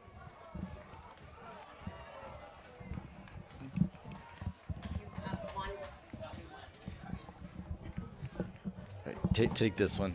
I'll give JJ back this one. All right, we were able to get Coach Sneed. She says she's willing to do one question, so I'm just going to leave it really open-ended. Coach Sneed, congratulations, your 4th state championship, along with countless LIS championships, many wins, many lives impacted by you and your career as a coach and as a admissions director, and just as the champion of Trinity Episcopal School. So I'm just going to ask you a very broad question. Just put this season. You've had so many amazing seasons, but what you always have a great theme. What does this season mean to you? There's so many emotions right now, so I definitely have to compose myself as I answer that one. But we definitely ended our season last year way sooner than we were prepared. I think that season took longer to get over because of how it ended. And they came into this season really thinking long term and how can we get better every day. And really it was about being your piece of the puzzle. And we have so many talented field hockey players on this team that it would be easy to feel like you have to do it all every time you're on the ball. But the beauty of this group is that they remembered the magic of being a piece of the puzzle and how we are greater than the sum of our parts. And I think that's what kept us getting better each game. If you had a tough moment in a game or we had a tough game, there was always somebody there to pick you up, whether it was an errant touch, a bad pass, a poor choice. There was always a teammate there to pick you up and take you to that next play. And today was a great example of that. I think being down by 1 and coming back, getting down again and coming back. We had talked about on the front end of this game, it was going to be about who was the most resilient team. And I think the trust that they had in each other and the confidence that they had in their preparation really paid off. And I think the feeling of loss from last season and feeling like it was undone business really carried them through. And I couldn't be happier for this group of girls. Great leaders, great role models, and great teammates. Super proud to have been a part of their season and to have had a front row seat to all that they accomplished. Thank you so much, Coach Sneed. Beautifully worded on a spur of the moment, but I know how much this season meant to you. Thank you so much for taking the time to join us. Go celebrate. Thank you, Rick. Much love from all of us, and go Titans. Hopefully, football a week from now can try and add to the tally. Thank you guys so much for joining us. Congratulations. Thank you. And back to the football as we're over halfway through the quarter and bringing you back in, JJ. I think with the score what it is, I think it was more than worth hearing from those incredible student athletes and Coach Sneed. But no scoring has happened since we last heard your voice. But kind of sum up what's been going on this last 7 minutes or so. Yeah, the last 7 minutes, Norfolk Academy came out firing. The running game was working. They were gaining yards, and then broke a big one that ultimately one of the Bullock twins had to go make a play to make sure that touchdown didn't happen. And like I said earlier in the game, this Titans defense, when they get in a situation to where it seems like they might let up a touchdown, they might break. They don't. They hold strong, and KJ Harris was able to cap out that drive with an interception, returned it a little bit. And now Trinity's offense is getting back into the groove of things. We just saw DaVon Brown drop a pass, which isn't like him. But once again, he's been off the field for about 8 minutes now, so he's been rested a lot. It hasn't had time to get back into that groove of things to where, like, all right, let's do this. It's just been on the sideline and now running the ball again here. Yeah, there he is back in his groove, picking up a first down on that 3rd and 5 end around. He picked up about 8 and a first down. And, we're in a running clock scenario here with a 35-point margin. So the second half probably will hopefully go by pretty quickly as long as this margin can maintain at 35 or above. And just really want to come out of this healthy now if you're Trinity, kind of turn a little bit of attention toward next week. Benedictine is up. We've got it on in the press box. The scorebook says 17-7, but I think they've just forgotten to update it. I actually think it's 31-7. So it is looking extremely, extremely likely it's going to be Cadets Titans again. We just saw it last weekend. It was an unbelievable high school football game, and we might be seeing it again. We'll very likely will be a week from now. So still mostly starters in for Trinity. At some point, I do think you want to, there's a little bit of that scare with Trey Cherry going down. He seems to be moving pretty well. I think they put him through his test. I hopefully think he's going to be good to go. I don't know if he'll go back in today, but I think it didn't look like as bad as maybe we initially feared. Yeah, and after the first meeting between Trinity and Benedictine, I saw on Instagram, Benedictine were immediately ready for the next one. They started this thing on Instagram. They actually started trending. It was hashtag 2 weeks, and it started trending. I was like, dang, they're like serious about this. And it seems like they'll get past St. Chris and will get their rematch with the Titans here at Aycock Stadium again, where last time we saw the Titans prevail. What was it, 29, 27, 28? 26-21. 26-21, yeah.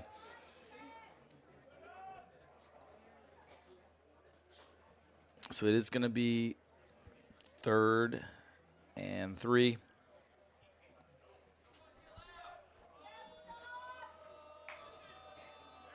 Hand off to Deuce Mason. He has a first down, gets a good block. He's still on his feet and finally knocked out of bounds by Fox.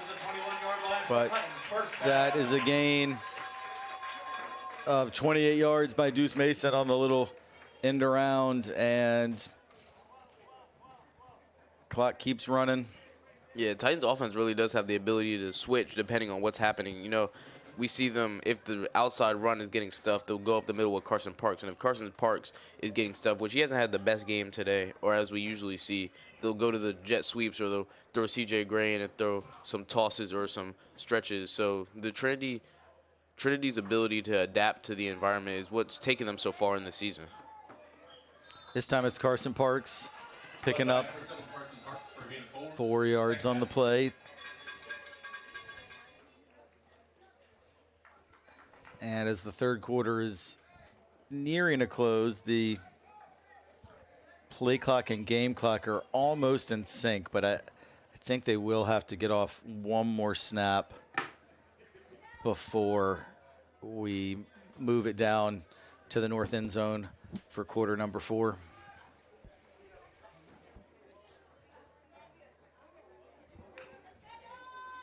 Do snap it. They look to throw. DaVon Brown is up and incomplete. Just a little too high. That is going to be the final play of the third quarter. Fourth quarter will start with a 3rd and 5. At the end of 3, Titans 42, Bulldogs 7. And, maybe a little bit trying to get DaVon Brown that record.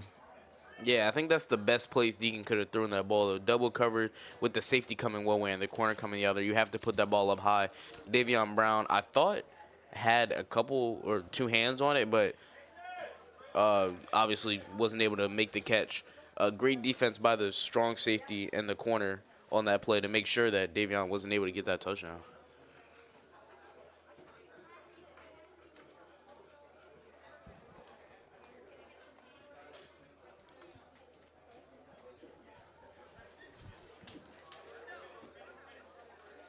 Yeah, and as we prepare for this fourth quarter, again, want to thank Coach Sneed, Lila Grace Logan, and Anna Reister. I mean, they did not know they were going to be doing that about an hour and a half ago when they were picking up their state championship trophy. Nobody told them, hey, by the way, you're going to go be interviewed on live TV or live stream. And they were very gracious to give us the time and spoke about how much it meant to them. And just so we're very appreciative of that. And really, like, the amount that has gone into making today the day, it's the special day it's been for Trinity Athletics, is really incredible. Carter Tyree to set up a live stream at St. Catherine's for the field hockey, get that going, come over here, get this broadcast going, doing the public address announcing. Tyree is the man, but also to Adam Lawton and Garrett Compton, Adam Benworth, and just the whole athletics staff. There's a lot of moving parts to make today. Really, I mean, one of the greatest days in Trinity athletic history to win a state championship in one sport and then advance to a championship in another sport, all within about a 4-hour time window, is pretty cool. Yeah, definitely very cool. Like you said, 4-hour time window. You have the field hockey team winning their state championship game against one of the best teams in the nation, not just the state, in the nation.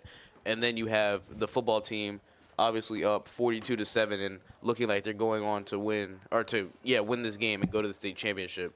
So you could have 2 weeks back to back where a sports team at your school has won a state championship, and I don't think many schools can say that about themselves. For sure, and I mean, I imagine we probably have plenty of Norfolk Academy fans watching as well, and they had another great field hockey season there. Also, always one of the top programs in the state, and they've won many state championships and beaten Trinity in a bunch as well. As usually, it's either Trinity Episcopal, Norfolk Academy, or Collegiate. Those three kind of always are battling for it. I talked to actually some Norfolk Academy field hockey players who made the trip today to watch their classmates and fellow Bulldogs out here on the football field, and they said they had a Academy field hockey clothing on. So I said, I was like, y'all had a great season. Who are you rooting for in the championship? Now, mind you, I have a Trinity shirt on. They're like, oh, we wanted Trinity to win. We like you guys. So that was nice of them. But that's a great program, and just all across the board, NA has a fantastic athletic program. And, you see them making the state playoffs for the first time in a number of years, winning their conference, the TCIS. It's been, even though this is not obviously how they envisioned it, hopefully going for them today, down 42-7.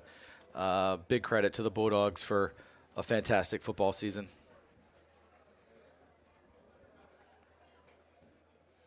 So we do have this timeout to attend to the injured player. That is Luke Buchanan. He is limping off the field, but he's on his own 2 feet, which is good to see. We see DaVon Brown has removed the pad, so I think he's done for the day, which is a decision I wholeheartedly agree with. no reason to risk anything with this decisive lead. And I mean, the Titans very well could score again here as they have the ball deep in Bulldog territory.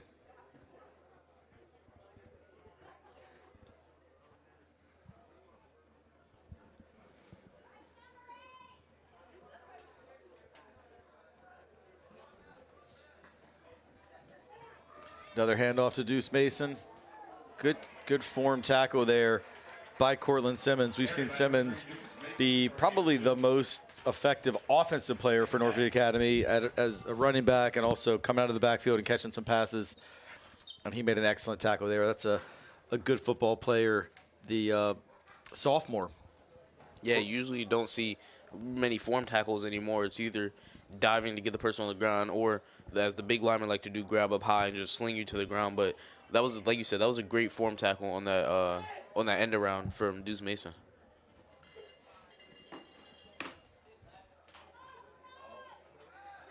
Pass is caught by Sam Francesca. He will score! Touchdown, Titans. Sam Francesca into the end zone. And that is a popular one for him to get that touchdown. Really a beloved player and really member of this community. Everybody knows D-Fran. Always got a smile on his face. Just a great kid and a great leader. And he will be spending his college years just a few miles from here at the University of Richmond.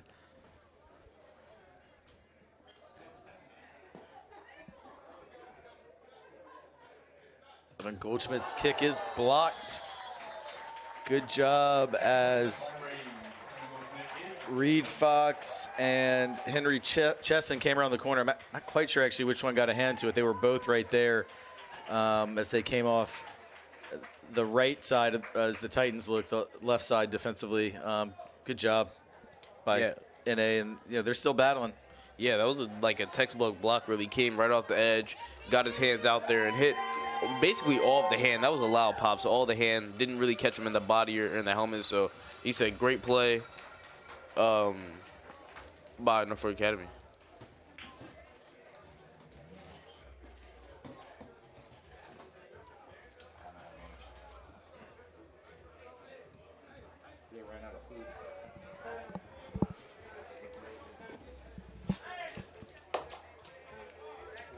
Lunch of champions.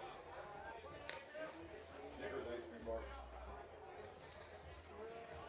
When you're hungry, you're not yourself, you know? That's what they say. That's what I've heard.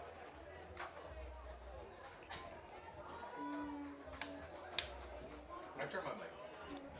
I'm a pro. Except when I call Mason on miles.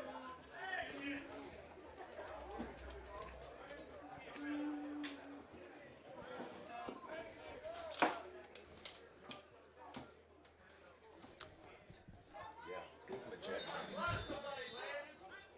Get ejected and be on the next one. Goldschmidt's kickoff fielded.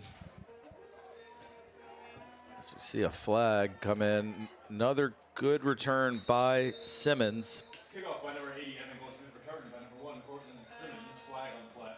The way Norfolk Academy set up their returns is like very strategic. It's the second the returner catches the ball, he already has 5 people pushing right in front of him, instead of how usually most high school return teams, they just run around and find a hole. Right. Just hat on a hat, but they're very organized in their returns, and that's basically what's gotten them all these return yardage.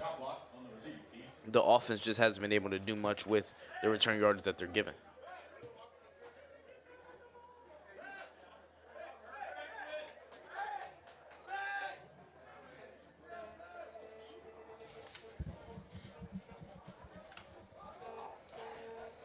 Senior Beck Sullivan coming into the game for the Trinity defense. And with that penalty, the Bulldogs are going to have not good field position. Looks like they're going to mark it at the 11 of Norfolk Academy.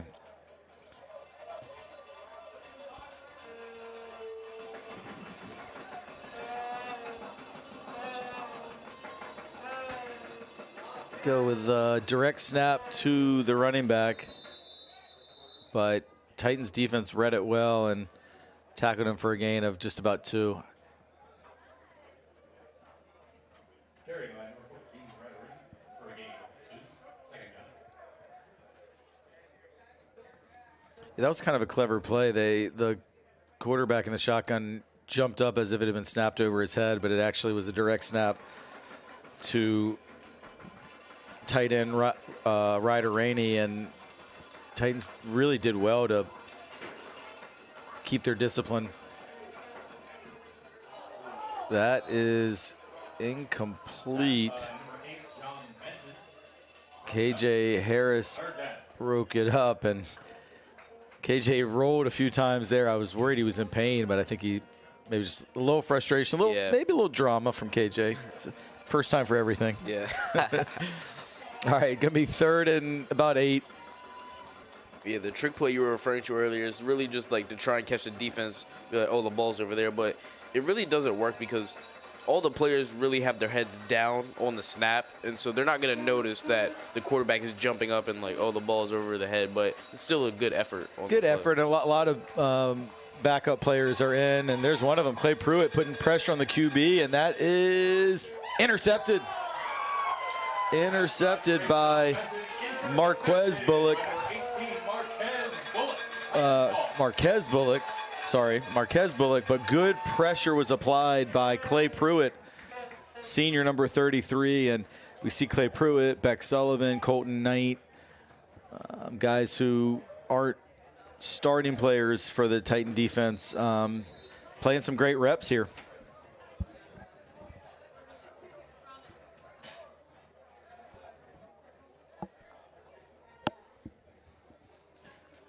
So Titan offense comes out. See Porter Scogan out there as a wide receiver, freshman,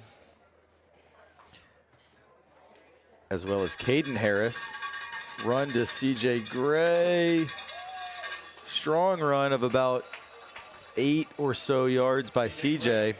He's already scored a touchdown today. So, yeah, we have 2 freshman receivers in right now in Caden Harris and Porter Scogan.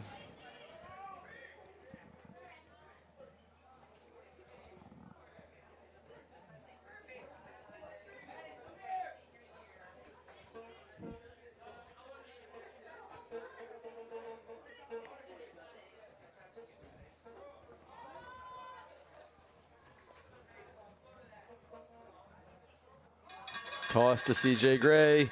He is in for the score. Second touchdown of the day by CJ Gray.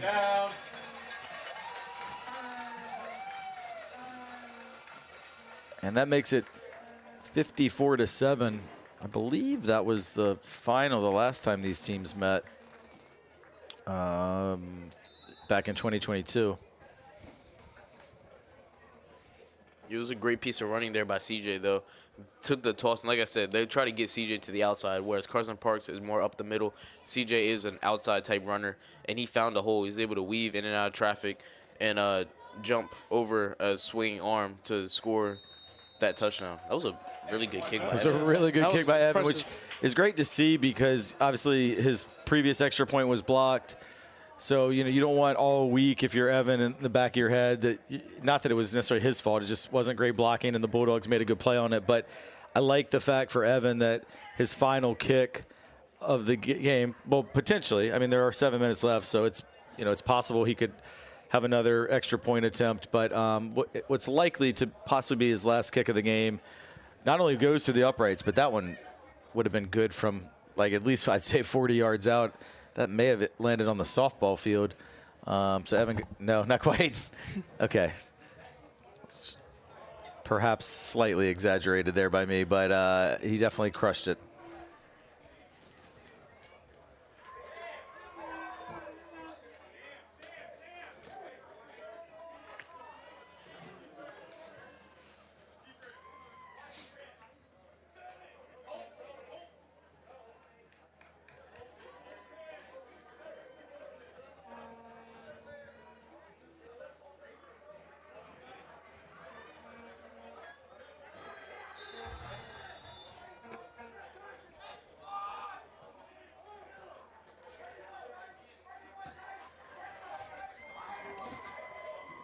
Good kick by Evan Goldschmidt, fielded by Simmons. Another good return.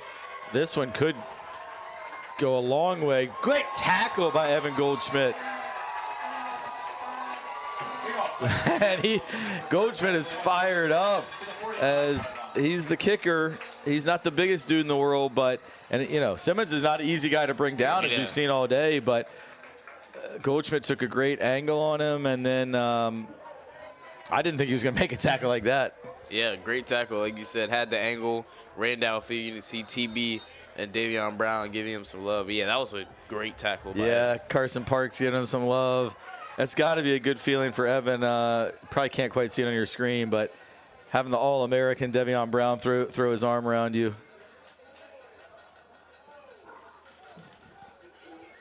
Do you think Tyson Tiller was a little slow to get up after that kickoff?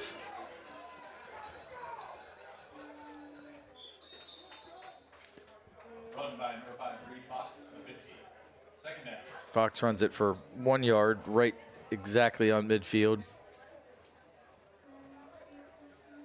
We see Caden Harris, who had been in at wide receiver on the offensive side. He's now coming in as a cornerback. Josh Aminzia is out there. And just in terms of, you know, guys that aren't necessarily starters, just trying to make sure they all get their name heard on the live stream. Clay Pruitt again, who had that pressure that led to the interception on the last possession. Strong run by Jay McCaw, tackled by Colton Knight.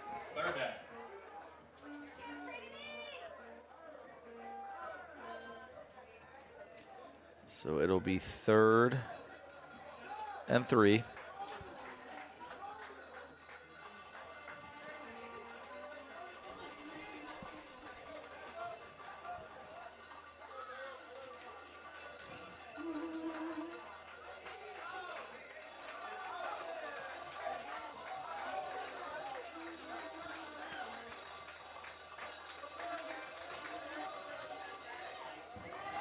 Good pressure there. Sadiq Pone and Maddox Patrick got in the quarterback's face.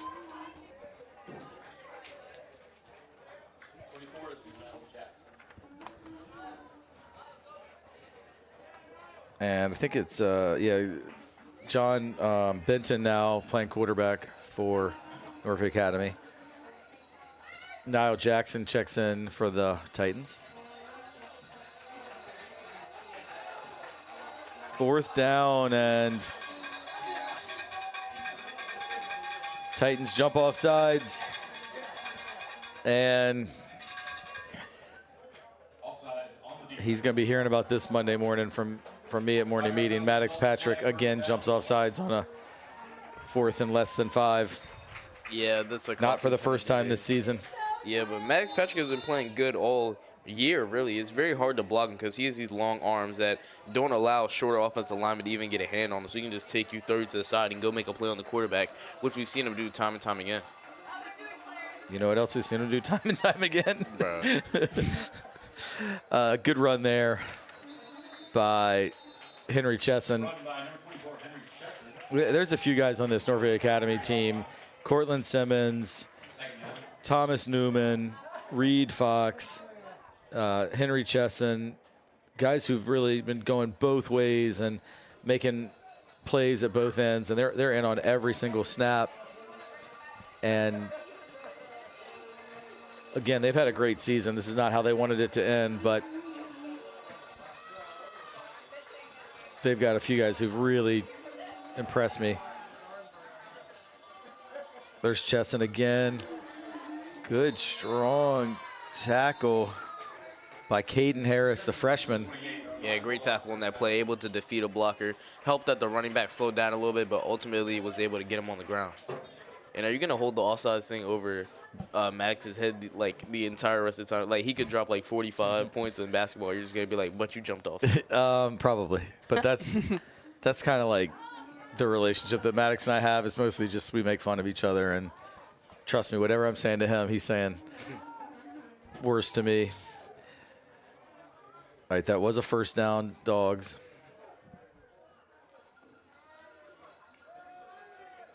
And Maddox has done some TESPN work. Great tackle there by, I believe is that Josh Amenzia?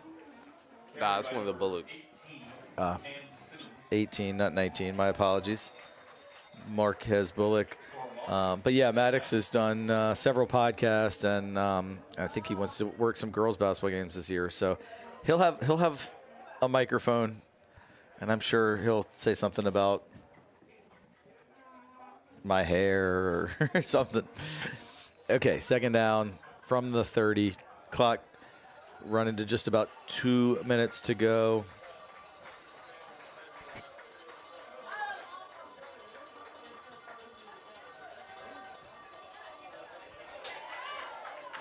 Great tackle by Caden Harris.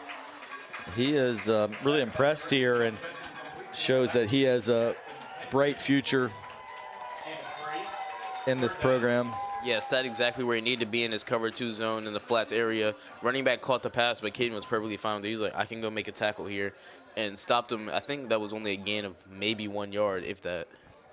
It's going to be 3rd and 9, and gosh, you think about a state semifinal game, you're expecting a really stressful game. So this has to feel nice for the Titans that they've been able to, you know, jump out to the early lead and not had too much stress with it.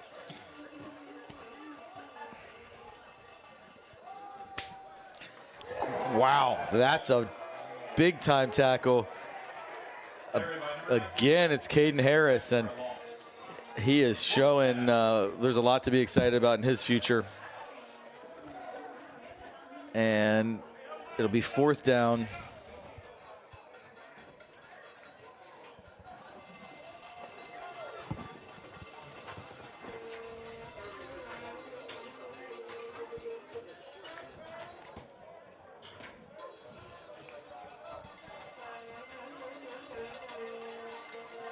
On 4th and 12 as the clock runs to about 30 seconds. Benton rolls left. His pass incomplete. He was looking for Jackson Henry. And the ball will turn over to Trinity with 24 seconds to go.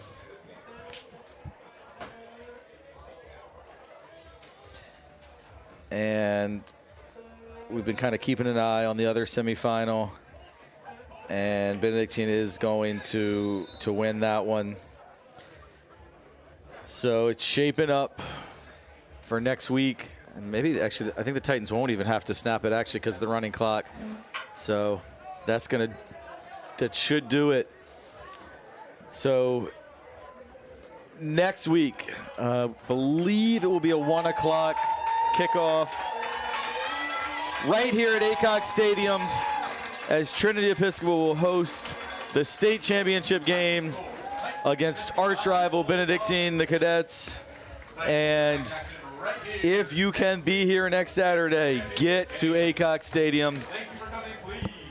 It will be a great game. Of that, I have no doubt. These two teams just played an unbelievable back and forth contest last Saturday.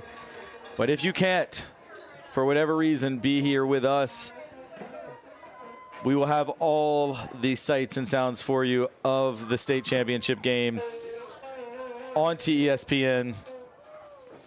Again, I want to thank Carter Tyree for tons of behind-the-scenes work today that made it possible for us to do 2 broadcasts at 2 different campuses of 2 different sports, and to be there to capture a state championship and also a state semifinal win. And my man JJ, thanks to him, he got the broadcast going as I hustled over from St. Catharines, and Briggs Pinar as well. And really just a balanced day. I don't even think we necessarily can call out a player of the game on this one. DaVon Brown had 2 touchdowns. CJ Gray had 2 touchdowns. A good day for Deke Scogan. Just overall, good job, good stuff. JJ's headed up to Charlottesville to see Wake Forest play 14th ranked UVA. Headed up there as well after this. So I'll let JJ go, but Briggs, you're still here. And any final thoughts from you? I mean, it was a really good game. Really entertaining to watch. I was really impressed with bench players coming in, especially Caden Harris. He had really good tackles. Big one, really impressed me. And yeah, I got nothing else than that. All right, well, thanks, Briggs. Thanks for all your work on the production side. And final score, Trinity Episcopal 55, Norfolk Academy 7. And next week, it's Titans Cadets for a championship. You do not want to miss that game. Cannot wait. Until next time, go Titans. Congratulations, field hockey. Out.